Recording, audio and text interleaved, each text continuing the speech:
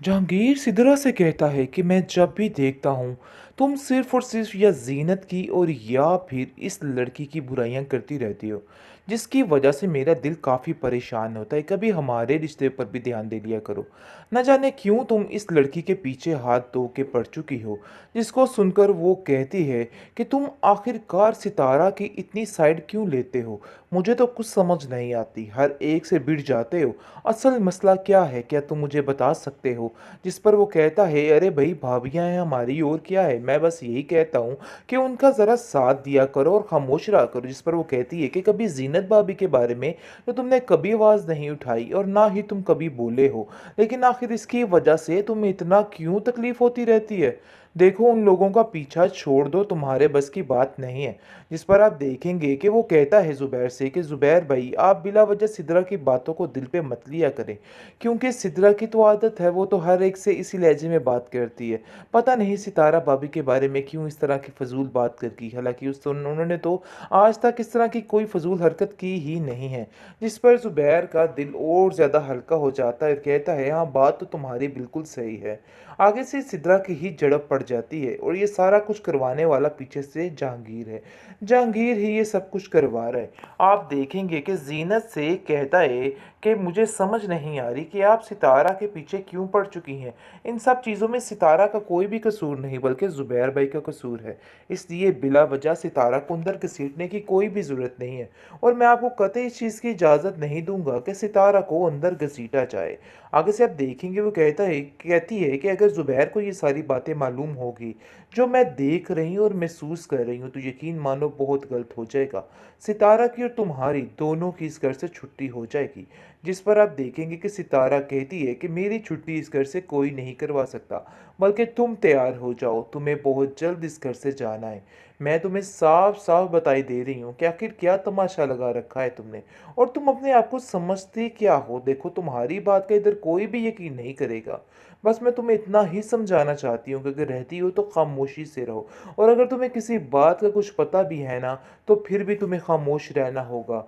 ज़्यादा ज़ुबान चलाना तुम्हारे लिए मुज़र साबित हो सकता है, इसलिए बेहतर यही है कि खामोशी अख्तियार। लेकिन तुम्हारा ध्यान किसी चीज़ पे नहीं है।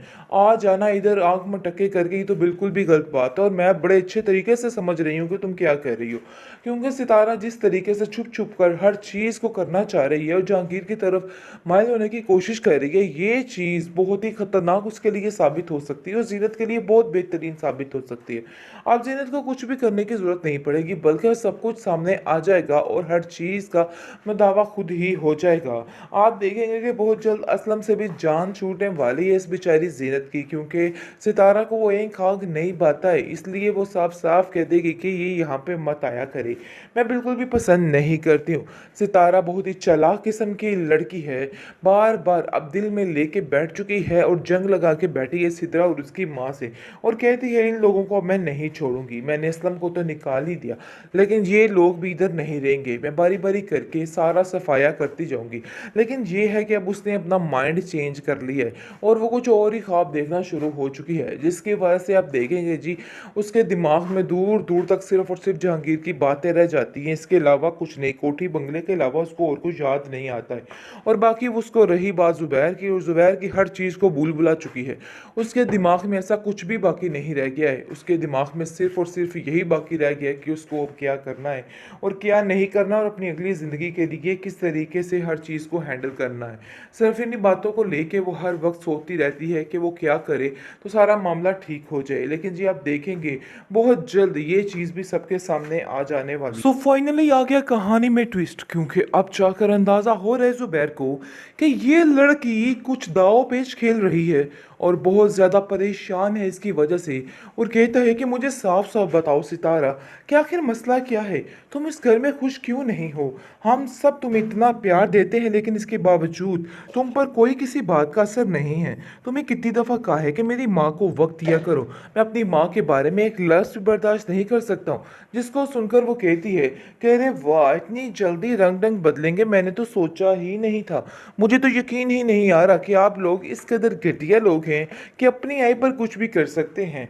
आगे से आप देखेंगे कि ज़ुबैर कहता है कि मेरी बातों का उल्टा मतलब मत निकालो। मैंने तुमसे तुमसे साफ-सी बात की है और मुझे साफ-सुथरा ही जवाब चाहिए। इसलिए बेहतर यही है कि घर के मामलात को भी अब थोड़ा सँभालो। बहुत हो गए चोंचले, बहुत हो गया प्यार-मोहब्बत, अब तुम्हें ज़रा घर के पे नज़र रखनी होगी। दूसरी तरफ आप देखेंगे जी बहुत ज़्यादा सिदरा उस पर गुस्सा है और कहती है कि मुझे समझ नहीं आ रही सितारा कि आखिर तुम क्या कह रही हो? मुझे मामलात कुछ गड़बड़ होते हुए नज़र आ रहे हैं। बेसिदरा जो कुछ तुमने ज़ीनत के साथ किया है तुम्हारे साथ भी तो वही होगा। आप देखेंगे कि ज़ुबैर से कहती है कि भाईजान इस पे थोड़ा ध्यान दीजिए। मुझे ऐसा लगता है कि मामलात कुछ ठीक नहीं है और ये लड़की कुछ आपको ऐसा ना हो कि कल कला मुसीबत का सामना करना पड़ जाए और मैं ऐसा बिल्कुल भी नहीं चाहती कि मेरा भाई किसी मुसीबत में फंसे। इसलिए बेहतर यही है कि आप भी ज़रा इस पर ध्यान दें। ज़ीनत घर के काम कर कर के थक चुकी है। अब इसका भी फ़र्ज़ बनता है कि घर के कुछ काम कर ले। जिस पर आप देखेंगे कि ज़ुबैर कहता है कि सिदरा फ़र्ज़ तो तुम्हारा भी बनता है क्योंकि तुम भी इस घर में रहती हो। तुम भी कोई हाथ पाँव मारा करो और काम पे ध्यान दिया करो। मुझे नहीं लगता कि तुम कुछ कर सकोगी। खैर आप देखेंगे कि बहुत ज़्यादा टेंशन में आ चुके हैं सब, क्योंकि अब समझ आ रही है कि कहीं न कहीं दाल में कुछ काला चल रहा है और इस लड़की के दिमाग में कुछ चल रहा है। इसकी चच्ची तो बड़ी परेशान हो चुकी है और सितारा को कहती है कि देखो बीबी, ऐसा ना हो कि कल कल को मसला बना के बैठ जाओ। मैं ऐसा नहीं चाहती हूँ। मैं चाहती हूँ कि तुम अपने घर में सुकून और सुखी रहो। लेकिन तुम्हारे इरादे मुझे कुछ नेक नहीं लग रहे हैं और ऐसा लग रहा है कि अपने पाँव पे तुम खुद कुल्हाड़ी मारने वाली हो। मैं ऐसा बिल्कुल भी नहीं चाहती हूँ। मैं चाहती हूँ कि तुम अपने घर में खुश और आबाद रहो। लेकिन मुझे नहीं लगता कि तुम अपने आप को खुश और आबाद रहने दोगी, क्योंकि मैं समझ चुकी हूँ कि तुम्हारे इरादे वाक़ई में ख़तरनाक हैं। देखो ज़ीनत की तरफ ध्यान दो कि घरदारी पर कितना ध्यान दे रही है, लेकिन तुम्हारा ध्यान किसी चीज़ पे नहीं है। आ जाना इधर आँख मटके करके, ये तो बिल्कुल भी गलत बात है और मैं बड़े अच्छे तरीके से समझ रही हूँ कि तुम क्या कह रही हो।